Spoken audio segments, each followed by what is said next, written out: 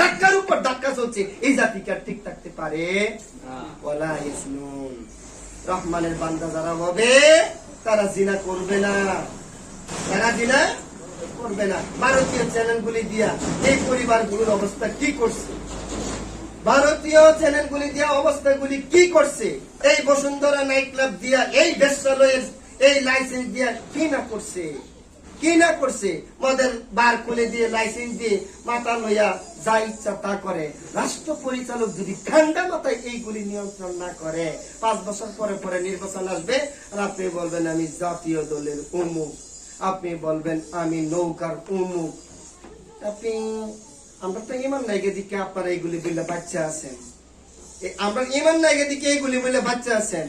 নৌকার দানের শীষ 2 সাপের 1 বিষ, এই বিষ পান করতে করতে জাতি পর্যন্ত বিষাক্ত হয়ে গেছে। কথা কোন ঠিক কিনা? জাতি পর্যন্ত বিষাক্ত হয়ে গেছে। সামনে আর বাড়তে পারলাম না, তবে কিছু কথা রয়েছে, একদম মূল পয়েন্টের কথাগুলি রয়েছে। তাইলে 9 মধ্যে এসে থেমে গেলাম। রহমানের বান্দা যারা হবে তাদের মধ্যে এই গুণগুলি থাকবে।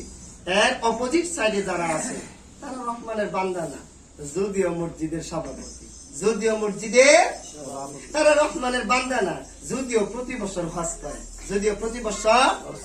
আমরা কি রহমানের বান্দা হব নাকি শয়তানের অনুসারী হব? আমরা কি রহমানের বান্দা হব? আমরা কি পৃথিবীকে রক্ষা করার জন্য একটু গা ঝাড়া দিয়ে দাঁড়াবো? আল্লাহ আমাদেরকে কবুল করুক বলে আমিন।